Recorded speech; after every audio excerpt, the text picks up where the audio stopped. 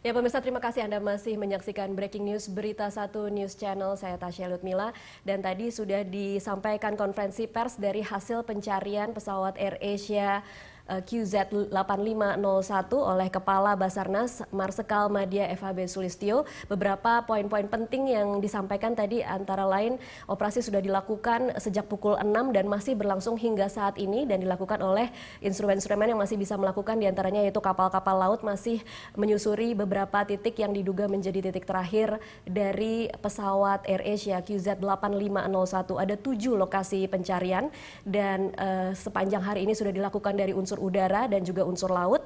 Hasil dari hari ini adalah adanya dinamika tentang info sinyal emergency. Ada 2 sinyal yang tadi dipusatkan oleh Basarnas. Dikatakan ada ditangkap sinyal, kemudian Basarnas juga sempat melakukan riset dan ternyata menangkap sinyal darurat namun lemah.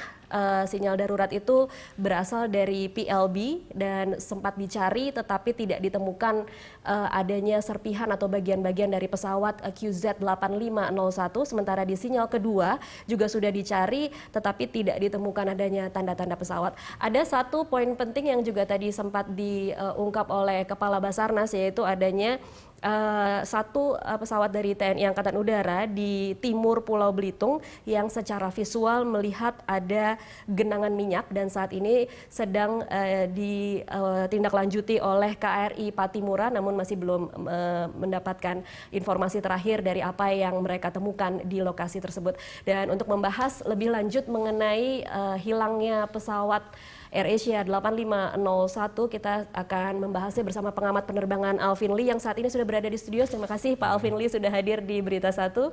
Iya, selamat malam. Dan Pak Alvin Lee, kalau tadi kita mendengar informasi dari Kepala Basarnas yang mengungkapkan ada sinyal-sinyal yang ditemukan. Apa yang bisa Anda tangkap dari itu? Ada sinyal PLB dan ELT. Iya, tadi disampaikan bahwa PLB itu adalah untuk personal yang dibawa manusia. Bisa saja itu adalah unit yang dibawa oleh petugas dari SAR itu sendiri, mungkin memancar. Kalau ELT adalah yang tertanam di pesawat atau di pada alat pengangkut ya.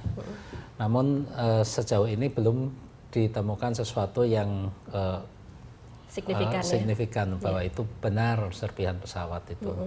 Jadi untuk sinyal ELT-nya sendiri memang hingga saat ini belum ada berarti Pak Alvin Lee? Belum. Kalau tadi dari penjelasan beliau belum ada sinyal ELT. Tadi memang beliau sempat menyebutkan ada pesawat Emirates mendapatkan sinyal dari frekuensi 121.5 MHz. Itu memang frekuensi untuk emergency.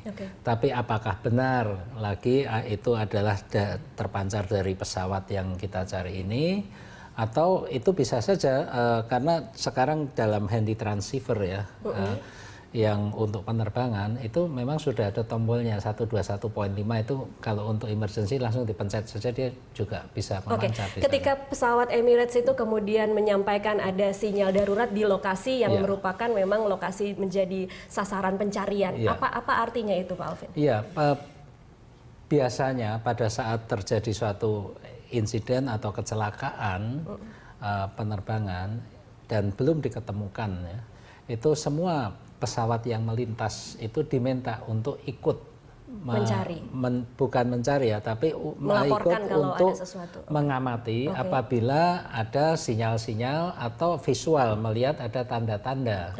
Nah, sinyal atau tanda-tanda itu akan kemudian disampaikan kepada otorita atau badan SAR setempat untuk membantu mereka mendapatkan lead yang lebih tepat lagi.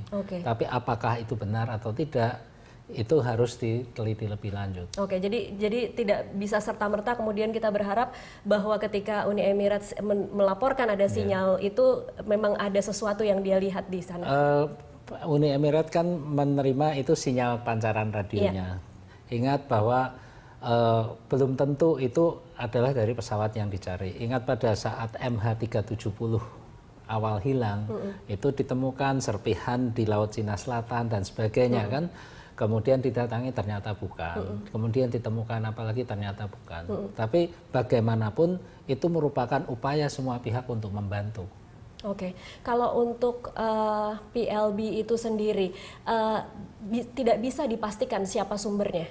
Ketika kita menemukan, Basarnas mengklaim mendapatkan laporan sinyal itu, tidak bisa dipastikan asal sumbernya berarti Pak Alvin? Sulit, karena PLB maupun ILT itu frekuensinya standar semua. Jadi misalnya saya pakai, Mbak Tasya pakai, kita sinyal frekuensinya itu sama. Jadi sulit untuk membedakan siapa yang memancarkan itu. Dan ketika tadi kita mendengar bahwa di titik-titik itu sudah dilakukan pencarian dan tidak ditemukan apa-apa, apakah memang kita sudah bisa mengkotakkan bahwa di daerah itu memang tidak ada apa-apa?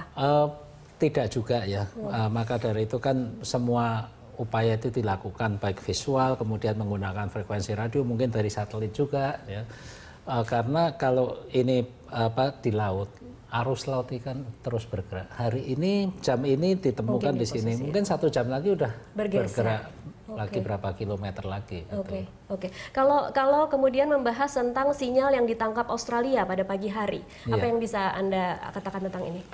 Iya, kalau kita melihat bahwa laut di Belitung itu jaraknya cukup jauh dari Australia, bahkan melintasi Pulau Jawa.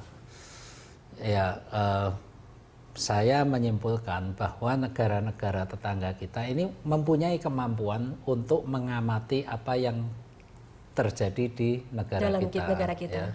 Bahkan dulu ketika Adam R574 jatuh di Sulawesi, itu juga negara tetangga yang memberikan informasi lokasi yang cukup akurat itu di mana.